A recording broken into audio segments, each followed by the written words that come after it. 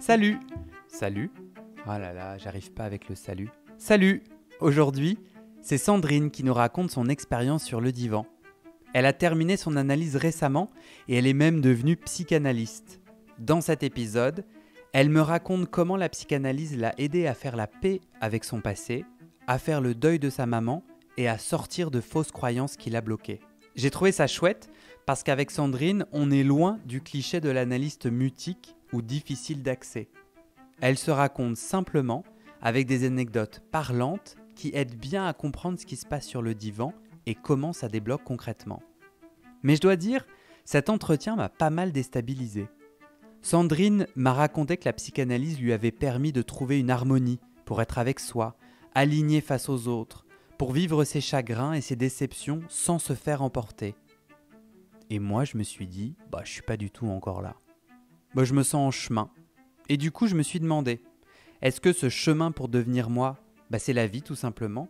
Ou est-ce qu'une thérapie m'aiderait à lâcher quelques poids qui m'enfoncent encore? Donc au final, est-ce que j'ai vraiment terminé mon analyse? Et j'en sais rien. J'avoue, je patauge un peu. Mais bon, c'était l'objectif avec ce podcast. Questionner ma dernière séance et mes 10 ans en analyse. Alors j'essaie de faire confiance au processus et on va voir ce qui émerge des entretiens suivants.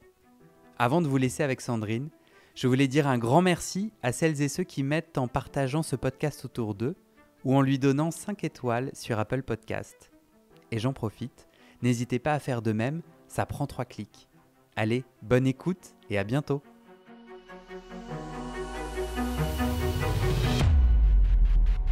Est-ce que tu peux commencer par te présenter succinctement? Alors, aujourd'hui, j'ai 55 ans, je suis maman de 2 enfants et depuis, quelque temps, j'ai, mon cabinet de psychanalyste. Mais, bien avant, mon corps de métier, c'est éducatrice spécialisée. Donc, j'ai travaillé auprès de jeunes, et de familles en situation, un peu délicate, bref. Et j'ai commencé mon analyse, j'avais 27 ans. Donc, ça a duré quand même quelques années. Et tu me disais que tu es devenue psychanalyste il y a quelques mois. Oui, parce que j'ai terminé mon analyse. Alors moi je suis super content parce que c'est la première fois que j'ai quelqu'un qui me dit j'ai terminé mon analyse. Alors, pendant longtemps, plusieurs fois, j'ai cru que j'avais terminé mon analyse et finalement, j'ai été amenée à continuer, tu vois? Donc à reprendre mon travail. Parce que dans ma vie, tous les jours, je voyais qu'il y avait des choses qui n'étaient pas réglées, tout simplement. Et aujourd'hui, j'ai terminé mon analyse parce que je me sens pleinement en harmonie avec moi-même et en capacité de devenir psychanalyste. C'est-à-dire que je suis suffisamment en équilibre avec moi-même, en capacité de me gérer, de vivre avec moi-même pour aujourd'hui accueillir le patient et l'accompagner. Tu dis que la psychanalyse t'a amené de l'harmonie, que tu n'es plus dans ton mal-être, que tu as réglé des choses. Est-ce que tu te sens à l'aise de me raconter c'est quoi les grandes problématiques, les grands nœuds que tu as travaillé dans ta psychanalyse? Oh, ben, bien sûr, heu, fou là. Disons que le départ, c'est un deuil. Le fait que ma mère soit décédée quand j'avais 7 ans, qui, évidemment a eu un impact, dans mon enfance, dans mon adolescence, et j'étais quelqu'un de très, très, très déstabilisé, je dois dire, vraiment. Mais je pense que ce qui était essentiel, c'est que j'avais cette Sandrine complètement déstabilisée, avec des souffrances, bon, plein de choses. Mais j'avais une Sandrine en moi qui a toujours voulu m'en sortir, comprendre. Pour moi, je me disais, il n'y a pas de raison. Il n'y a pas de raison que je vive ce chagrin, ce déséquilibre, cette timidité, ces échecs, ce sentiment de rejet, de différence, voilà, tout ce qu'on peut ressentir dans sa vie qui empêche d'évoluer librement. Et il me semble essentiel, quand on veut réussir ce travail, c'est d'avoir cette petite voix intérieure qui dit moi je veux m'en sortir parce qu'un travail d'analyse, c'est très long. Il faut être courageux. On rentre dans des souffrances, dans des questionnements profonds. Ça touche la famille, ça touche les êtres que l'on aime, ça nous touche nous-mêmes. Et si on n'a pas cette volonté de traverser tout ça, on peut abandonner. On peut abandonner tout simplement. Même si on abandonne à certains moments, de pouvoir se dire, bon, j'y retourne. Est-ce que tu saurais me dire de façon synthétique et simple, le plus simple possible, en quoi la psychanalyse t'a aidé à grandir de ce deuil, à faire la place à cette Sandrine qui voulait vivre? Eh bien, c'est très simple. C'est que lorsque j'ai commencé, par exemple, ma psychanalyse à 27 ans, un exemple très clair, c'est que je disais, moi, j'ai pas de mère, parce que ma mère était décédée, j'avais 7 ans. Déjà, oui, j'avais une mère. Déjà, la vision, la perception que j'avais de ma situation était fausse. Et je pense que quand on rentre en psychanalyse, on a une vision de nous-mêmes, de la situation qui est fausse. On est basé sur des croyances. On est basé sur des croyances. Et quand on commence à faire ce travail, à rentrer dans son histoire, on peut voir qu'il y a des choses auxquelles on croit qui ne sont pas la réalité. Par exemple, moi, je disais toujours que mon père s'était toujours occupé de moi, sauf que c'était faux. J'avais un père qui ne s'était pas occupé de moi, qui était dans la négligence. Et donc, je me suis construite sur une base de négligence. Mais dans ma vision des choses, ce n'était pas du tout le cas. Et donc, ce qui est difficile, c'est de retourner dans son enfance, dans sa construction, et de réaliser que finalement, c'était pas tout à fait ça. Et de remettre, moi je dis, c'est comme un Rubik's Cube. Toutes les faces n'étaient pas en harmonie, et de remettre toutes ces faces en harmonie. Et évidemment, ça prend du temps. Ça veut dire quoi, remettre en harmonie? Est-ce que c'est l'analyste, grâce à ses interventions, qui t'a mis sur ce chemin d'harmonie? Est-ce que c'est toi toute seule qui a petit à petit, en parlant, tu t'es remise en question? Ah c'est les deux. Parce que de toute manière, moi, j'ai toujours observé ce qui se passait dans mes séances. Est-ce que pour moi, c'est pertinent ce qui s'y passe ou pas? Est-ce que je sens qu'il y a des choses qui bougent ou pas? Il m'est arrivé de sortir de séances titubantes parce que je sentais qu'il y avait des choses qui bougeaient en moi. C'était très perturbant. Je me souviens, j'étais à la fac les premières années, à ne plus pouvoir me concentrer sur quoi que ce soit parce que justement, j'allais toucher des choses. J'allais toucher des points forts. Tu te souviens en particulier d'un souvenir d'un de ces points forts? Déjà, retravailler le deuil de ma maman, c'était quand même assez bouleversant hein, de réaliser que je m'étais construite sur le fait, bon, j'ai pas eu de mère, c'est pas grave, mon père était là, c'est la vie. Alors que vraiment, j'avais besoin de savoir qui était ma mère, qui était cette femme qui avait été malade, qui était cette femme qui m'avait mis au monde. J'avais des brides de souvenirs, mais très, très peu, parce que quand il y a un deuil, des fois, il y a, il y a comment dire, dans le cerveau, il y a quand même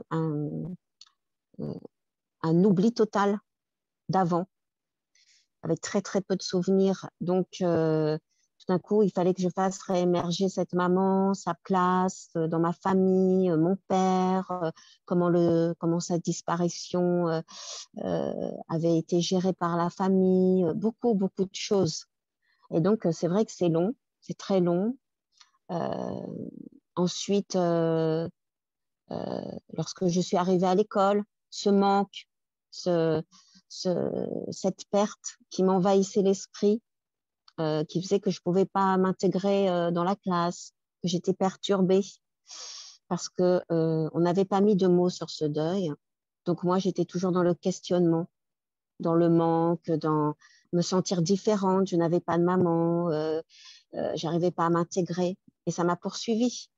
Donc tout ça, évidemment, à retravailler, c'est pas simple, ça touche, c'est voilà. Alors, tu parlais de ces sujets essentiels qui remontent sur le divan, où tu te rends compte que tu es bloqué dans des croyances. Comment est-ce que grâce au divan, tu te rends compte que tu es bloqué dans des croyances. Concrètement, pour moi, la psychanalyse, c'est tu viens 2 fois par semaine t'allonger sur un divan avec un analyste, une analyste qui intervient plus ou moins, qui ne guide pas, qui n'est pas coach. Donc comment, à force de répéter sur le divan des choses, soudainement tu te dis mais stop Sandrine, ça c'est une croyance et c'est faux. Ah non.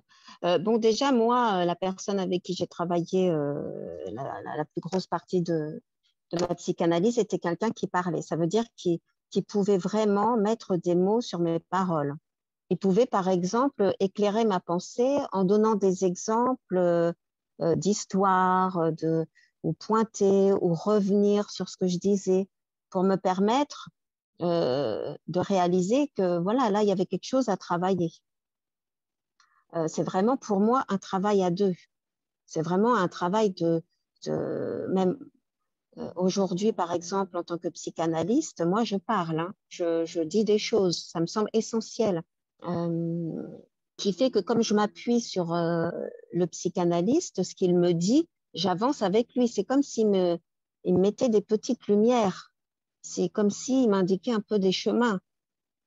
Et moi, Mais après, j'y vais ou j'y vais pas. et si le psychanalyste, qui a sa propre conception du monde, sa propre compréhension, faisait erreur? Puisqu'en fait, on ne peut pas remonter dans le temps, on ne sait pas réellement ce qui s'est passé pour la Sandrine petite fille. Et si en fait c'était un mensonge qu'on crée sur le divan, le psychanalyste pointe le doigt vers peut-être que c'est une fausse croyance, toi tu rentres dans cette brèche et tu crées une autre Ah non, histoire à ton propos, qui est aussi mensonger que le premier. non, non. Par exemple, je vais parler du fait que, je dis un exemple, hein, je me perds beaucoup en voiture, je me perds beaucoup. Je donne un exemple un petit peu concret. Je ne sais pas pourquoi, à chaque fois que je vais ce chemin, j'ai Google Maps, je prépare mon chemin, mais je me perds. Je me perds toujours. Hmm. Et je trouve ça intéressant. En même temps, il dit, ben, qu'est-ce que, quand vous vous perdez, qu'est-ce que, qu'est-ce que vous ressentez, qu'est-ce qui se passe, euh, euh, que- qu'est-ce que voilà, qu'est-ce que vous vivez dans ces moments-là. Et donc, je peux m'interroger sur ce moment-là. Et tout d'un coup, j'ai des souvenirs de moi où je me souviens que petite, eh ben, j'aimais beaucoup être dehors. J'aimais beaucoup vadrouiller dans la nature. J'aimais beaucoup cette liberté de vaquer un petit peu à mes occupations à l'extérieur. Donc, il y a ce sentiment de liberté, mais il y a aussi tout d'un coup qui me revient la négligence des adultes qui font que je ne rentre pas à l'heure, personne ne m'attend, personne ne s'inquiète où je suis, personne euh, ne vient me chercher, tu vois. Et tout d'un coup, de travailler le fait que je me perde sur les routes, petit à petit, me ramène à des souvenirs d'enfance où je me perdais dans ces espaces, dans la campagne, dans la nature. Et tout d'un coup, je réalise que je me base sur de la négligence, tu vois? Et tout d'un coup, peux reprendre le contrôle de mon chemin. Moi, j'ai besoin d'aller là.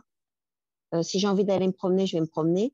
Mais si j'ai envie d'aller directement à destination sans m'énerver, parce que 10 fois je me perds, parce que j'angoisse quand je suis perdue, parce que ça m'énerve de me perdre, que je me dis que je suis nulle, que vraiment j'arrive à rien, que ceci, eh ben non. Parce que tout ça, ça représentait toute la négligence qu'on avait eue avec moi petite quand je partais sur les routes comme ça. Et une fois que tu as compris ça, eh ben, tu reprends les rênes de ta vie. Et si tu as envie d'aller te promener dans la campagne, tu y vas et tu t'éclates. Mais si tu as envie d'aller à destination, eh ben, tu regardes ton parcours et tu ne te perds plus. C'est ton cas, tu te perds moins? Ah, je me perds plus. Ou si C'est je me vrai. perds, c'est que je sais pourquoi. C'est parce que j'ai envie de vadrouiller dans la campagne que je trouve magnifique. C'est un très joli exemple, très concret. Ce que tu viens de raconter m'est arrivé et je me suis demandé, mais dans quelle mesure ce n'est pas moi qui change les étiquettes de mes pensées? Donc, dans quelle mesure c'est pas moi qui passe d'une croyance limitante et blessante à simplement une autre? Mais dans aucun des deux cas, ce n'est la vérité. Je me suis demandé, puisque la vérité est complexe, par exemple, dans ton exemple, je me dis, ben, cette négligence, c'est une façon de voir les choses. Peut-être que il y a eu de la négligence et je pourrais aussi, mon cerveau peut commencer à se dire, je peux y trouver aussi autre chose que de la négligence. Et je me dis à ce moment-là, mais Guillaume, pourquoi tu choisis alors d'identifier ça comme de la négligence, sachant que c'est un des éléments clés pour te reconquérir et ne plus te perdre, c'est de rebattre les cartes de ce qui s'était passé et d'une forme un peu de culpabilité ou de responsabilité.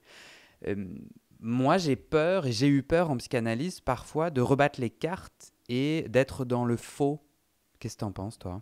Alors, moi, je me suis jamais posé cette question-là. Moi, j'ai fait une psychanalyse pour être bien dans ma vie, hein, pour ne plus être timide, pour ne plus subir ma souffrance, mes chagrins, pour pouvoir vivre pleinement ma vie de femme. Donc, faux ou vrai, je pense que justement, plus j'allais vers le vrai, plus j'allais vers la compréhension des choses, plus je me sentais libre. Tu vois? Parce que c'est là où tu te rends compte que notre histoire est complexe.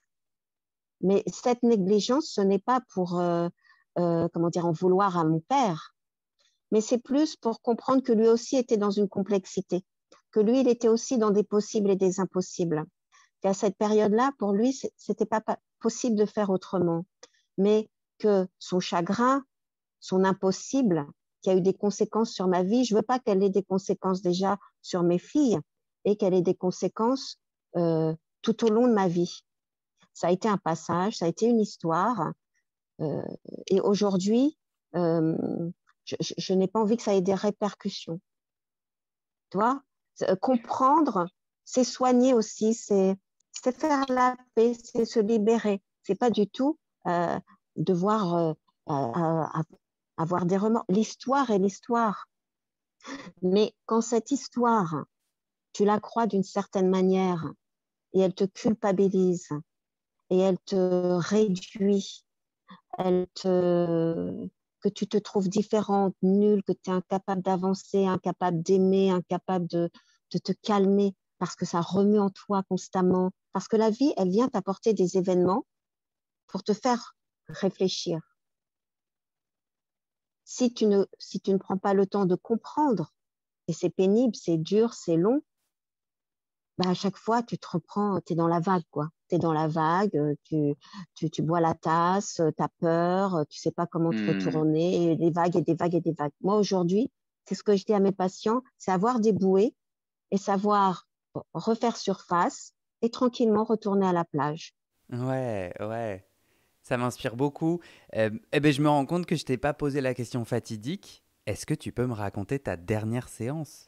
Alors, ma dernière séance, c'est quand je me suis sentie bien, vraiment, que je suis retournée travailler en disant, ben voilà, j'arrête.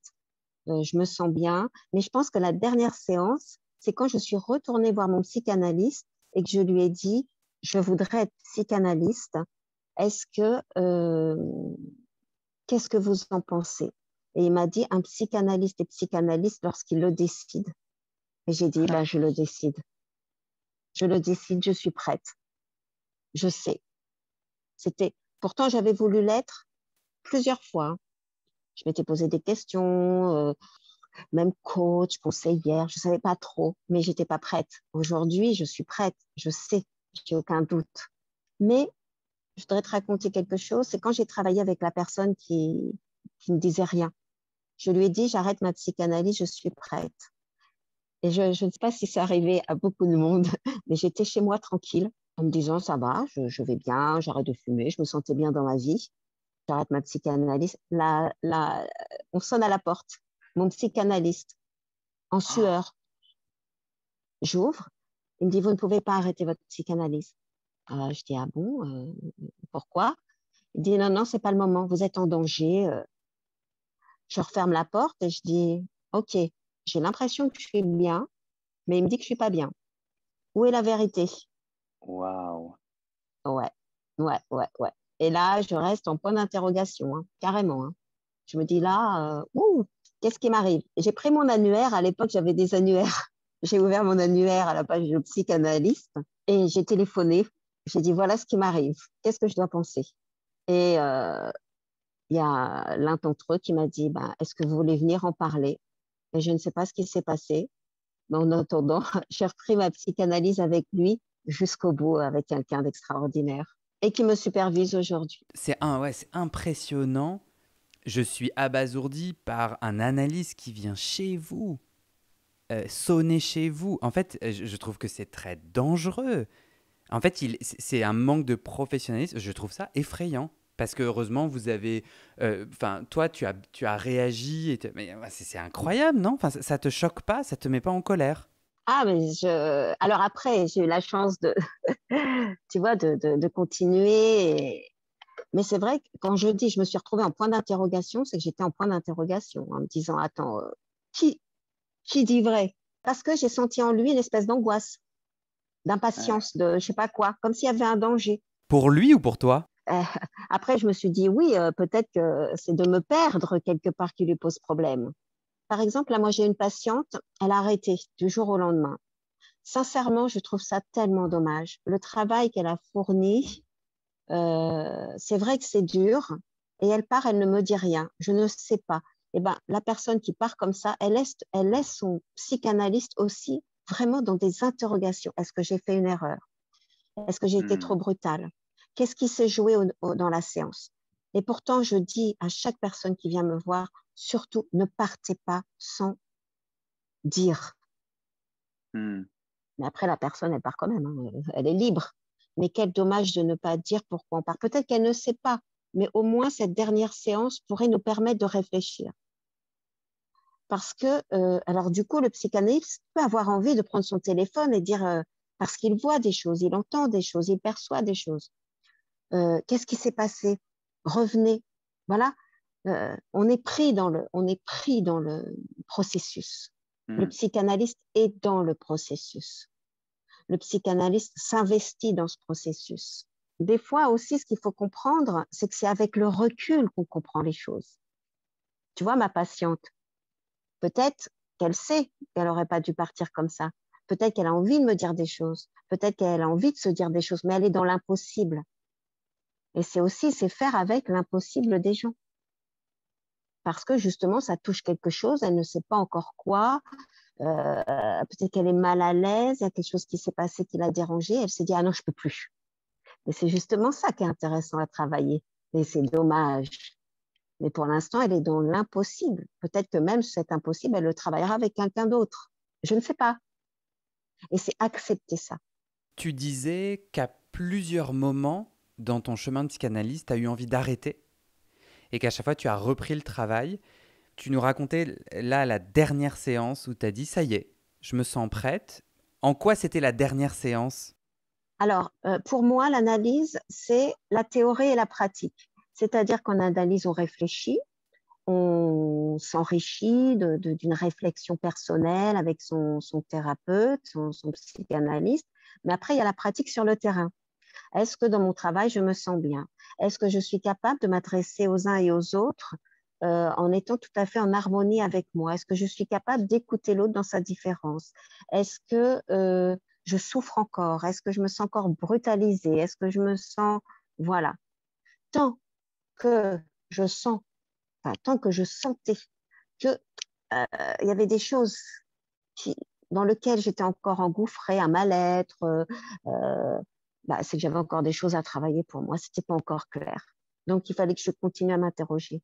Le jour où, dans mon travail, dans ma vie de tous les jours auprès de mes filles, auprès de mon entourage, je me suis sentie tellement bien avec moi-même et tellement ayant compris tellement de choses et pouvant m'assumer pleinement en tant que femme, euh, ouais, ouais, c'est, je me suis dit, ça, c'est bon, quoi. Euh, Si tu as entendu le premier épisode, je raconte moi comment ma dernière séance d'il y a quelques mois s'est passée. Donc j'avais prévenu mon analyste 6 mois avant. Je lui avais dit voilà quel est le protocole. Moi j'aime bien les règles. il m'avait plutôt renvoyé la balle. Il m'avait dit, bah, qu'est-ce que vous voulez faire? Et moi, je lui avais dit, bah, je vais faire plus de séances pour tourner autour de cette décision, pour la prendre pas dans la hâte. Donc 6 mois se sont passés ainsi. Et moi, c'est un dimanche soir et je le décris dans l'épisode 1, mais un dimanche soir où je me dis, bah ça y est, c'est demain. C'était comme une évidence. Et le lundi était du coup notre dernière séance. Et sur le pas de la porte, à la toute fin, lui, c'est là soudainement où il me dit, bah, je suis pas d'accord, votre analyse n'est pas terminée. Étant donné que tu as une expérience et une expertise, je serais curieux d'avoir ton regard, si tu te sens à l'aise, de le partager sur ce qui m'est arrivé Ben, justement, et j'ai ton pensé, opinion ça m'a fait peut-être. penser un peu à la personne là, qui était venue chez moi. Et je crois que dans ces moments-là, peut-être aussi, il te renvoie à quelque chose et toi, tu vas te positionner. Si tu vraiment, si t'as vraiment fini ton analyse, si tu es vraiment bien avec toi-même, si ta décision, elle est claire et nette, ton message, tu l'entends, mais toi, tu te positionnes. Tu es en harmonie avec toi-même et tu sais que ton analyse est terminée. Je pense que quand on a terminé son analyse et qu'on est bien avec soi-même, justement, les autres peuvent nous envoyer des phrases, peuvent nous faire des commentaires, mais nous, on peut réfléchir dessus, mais on reste droit dans nos baskets, dans nos choix. Merci Sandrine.